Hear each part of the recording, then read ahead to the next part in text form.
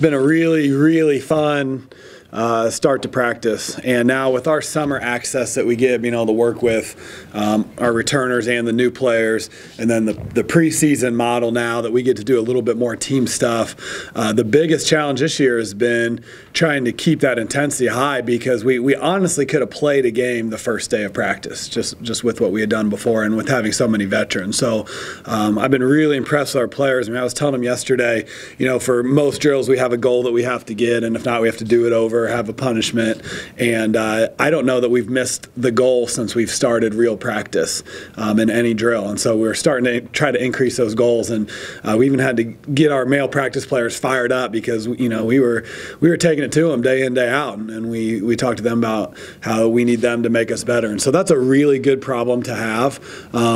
It's funny, I haven't tweeted about our team much this year, because usually one practice really sticks out of having a good practice, and it seems like day in, day out we're having that practice. So it's just been really fun so far. I mean, when you have the group of returners that we have, it just makes things easier as a coach, and probably more fun. I don't stress out as much about practice. I haven't came home once. Usually, in fact, my wife asked me the other day, she said, "Boy, you haven't came home and talked about, how bad your practice was, and how you're worried you're going to be, really terrible. Like you, as a coach, you normally do a couple times a week in the preseason." And I just haven't felt that way. So that's a fun position to be in, but it's going to bring some new challenges. And our big challenge is going to be, how we deal with expectations this year. And I think so far the girls have shown that they want to step up. And, I think getting picked second in the conference after winning it last year has been some added motivation. And knowing that what we did last year was so tremendous that even to get close to that level is going to be a huge accomplishment. And they don't seem scared of that. They don't seem scared of living up to those expectations. They seem fired up to try to see what this team can do. Coach, with so many players back and being ahead of schedule as where you've been in years past, do you worry about complacency maybe setting in before you guys get rolling for real, or is that with this group that's not something you really have to worry about? I worried about it a ton. I'd say that was my number one concern. Even though there's always competition for starting spots and how many minutes you're going to play, I mean, I think everyone kind of has an idea of their role. And honestly, with only right now 10 eligible players, I mean, everyone I think can have a role in our team. So, usually that preseason, you're just on them. You're fighting for that starting spot. You're fighting for those minutes. And we're still trying to sell that, but I think there's also a general idea that we kind of know where we stand, and that's actually been a real positive. I think it's helped kind of our team morale. I mean, just the way the girls are encouraging each other. So I thought it was going to be a huge challenge with the complacency, but it hasn't been. I mean, I haven't seen even a hint of that yet, of people just kind of going through the motions because they think, oh, we're going to be good. Oh, I'm going to start. I haven't seen any of that so far. It's been, hey, we want to try to do this. We got kind of a taste of that success, and now I think we're really hungry for more. The last couple of years when you've had to replace people, you've had to replace rebounding, you've had to replace shooting. It looks like this year it's kind of more or less fighting minutes. Is that kind of what you're kind of saying is, okay, we might not need you to, you're not replacing a big scorer, a big rebounder, but those 4 or 5 minute blocks you're in there, we're going to need you to produce. Yeah, I mean, I think that's going to be part of it. And again, it really helps that we keep our numbers a little bit lower, just because I think that, we have a lot of kids that could play 8 or 10 minutes. And then we've got kids, we really, I think, right now have 7 starters. We've got kind of the 4 returning starters, and then, I think Taylor T-Mac, Taylor Hanneman, Michelle Farrow, and Olivia Kaufman all kind of, in my mind, are considered starters. And so that's a nice problem to have. But then those other girls, all could step in, help, and they could even move right into one of those slots. I mean, the difference between, our starting group and our bottom couple kids is very small. In fact, in the past, we've had a huge problem with, first team, second team, and the first team just kills the second team, and it's not even doing anyone any good. And this year, we haven't had to do that as much because of our male practice players, but when we do, I feel like both teams can be really competitive, and I don't feel like there's anyone on the floor that, the kids don't want to play with, or if this girl's on this team, they're going to lose. And we don't have any of that. So I think there's enough minutes to go around with everyone. It'd be nice to get kids a little more breaks. I mean, the kids, I believe in having the top 5 you can have on the court at all times. As fatigue starts to set in and when the difference is a little bit small, I think we'll be able to get some kids more rest. Last year you really talked about positionless basketball, and that's kind of what this team is.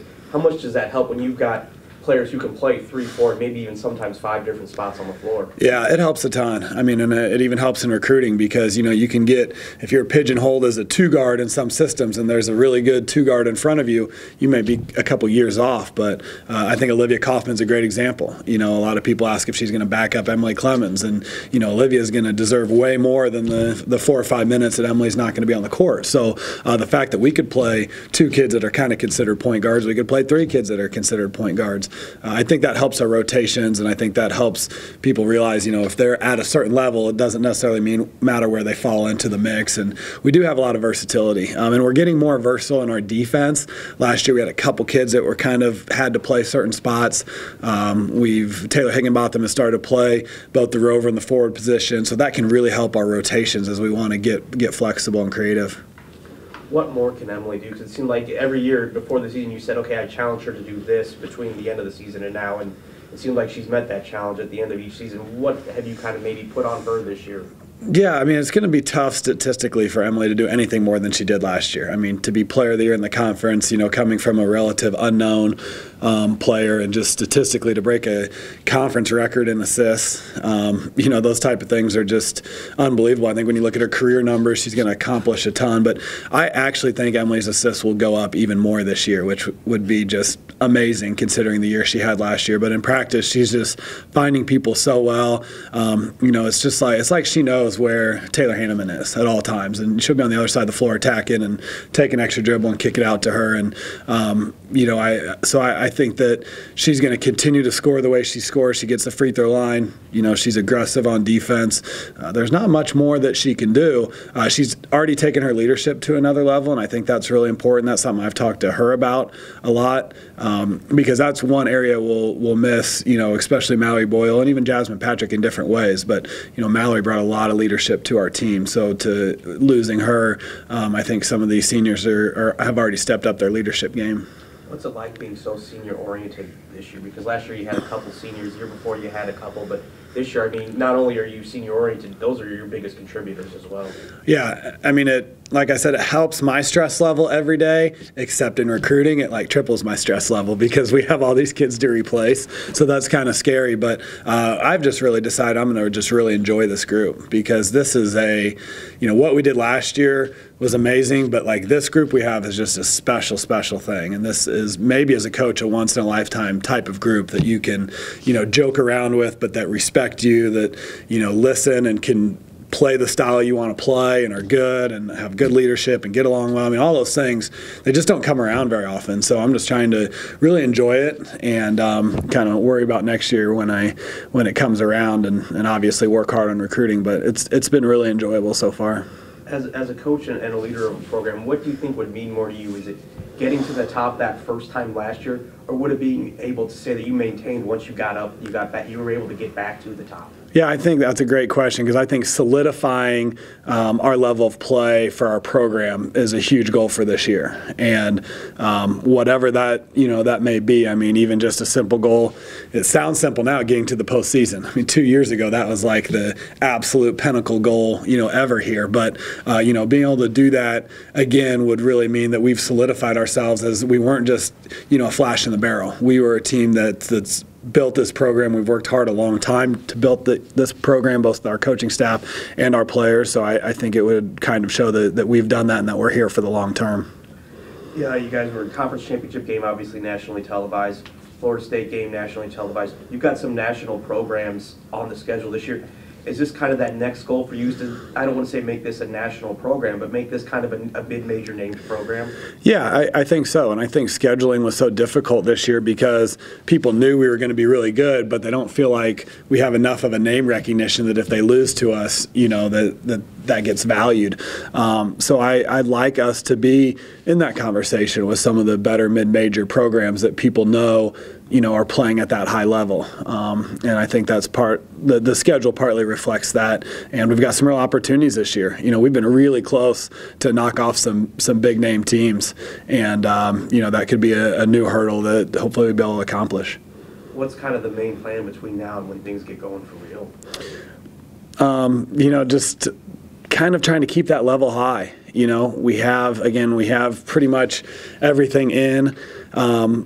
We're working a lot more this week on game situations. So almost every day this week we're playing, 1-minute games, 3-minute games, working on when we call a timeout at the end, how aggressive do we need to be with our shot selection, that type of thing. So kind of trying to find those little things that prepare for games. And honestly, we're just ready to get there. I mean, we've been itching for a game for a long time now. So I know the players are really excited. I was so excited yesterday. I told them it was a week from today that we play. And of course, I was a day off, but that gives you an idea of how pumped I was to play a game. I'll start.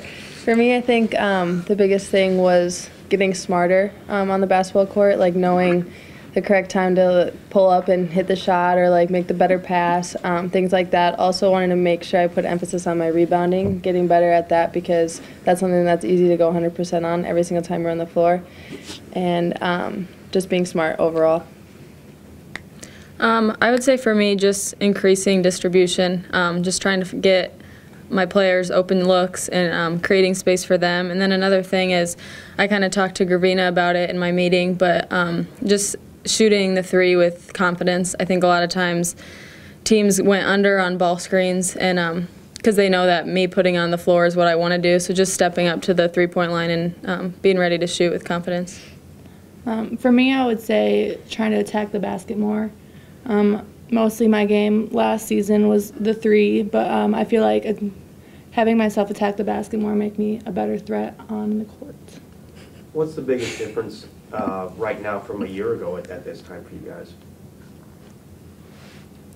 I think just realizing that we return a pretty veteran group. Last year there were a lot of unknowns, with Mo and Liv coming in, and Taylor was only a sophomore, I was only a junior. I think just the leadership, we know that we're a pretty close-knit group and we can look to each other, and we know that not every game you don't know who's going to produce the most. And just with returning such a high percentage of our production from last year, I think just counting on one another and trusting each other. What's it like to, you guys win the conference title and then you come out and you're picked too? Is that something where you use that as motivation? Is that something you don't really pay attention to at all? Or is that something that you guys just say, that's just the way it is, those polls don't really mean anything anyway?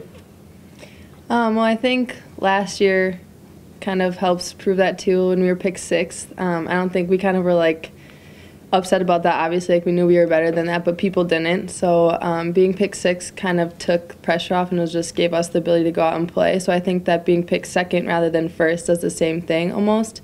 It kind of takes the pressure off of being on top and then staying on top. So now we can just go out there and do our thing every single game and know that we're going to be the best team every night and go and prove that. So many people played for you guys a year ago. Is it easier or is it more difficult knowing that, hey, these girls got a taste of it a year ago, they're going to be even hungrier for it now, especially, Coach mentioned Taylor, obviously Sam, Olivia, but what's it like to have those girls kind of growing into that role and taking more steps forward to really kind of push you guys a little bit more?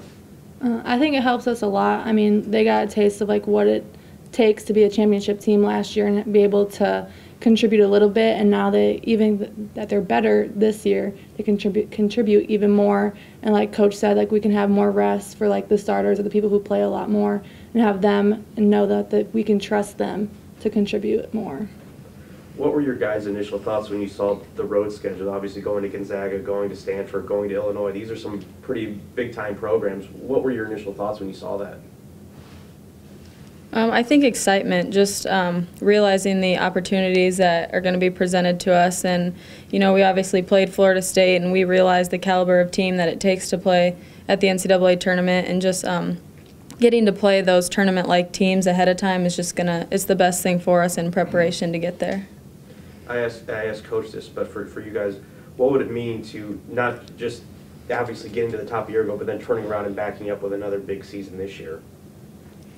I think we're mostly not really trying to think that far ahead into it and not trying to look into it too much. I think we just want to kind of take it week by week, practice by practice, and game by game, and just try to be consistent throughout the year and play well. And just we know how good we can be, and we know that we're going to be great, but we're not really focusing on we need to get there again, we need to win a championship again. It's really just the whole game by game, whole process leading up to there first. Is it difficult waiting for that first game to get going, knowing that you guys have all the pieces in place? This team is ready to go. Is it hard? Has it been hard to get ready for game one? I mean, sort of in a way. We haven't, like Gravina said, like he wanted to play right away. And I mean, I feel like we could, and it's just like Taylor with the new position, she could sometimes be playing rover and getting adjusted to that. I feel like it was good that we can wait a little bit and like learn new positions. But I mean, like, I just want to get out there and play. It's like, it's just so much fun to be out there with the girls and stuff.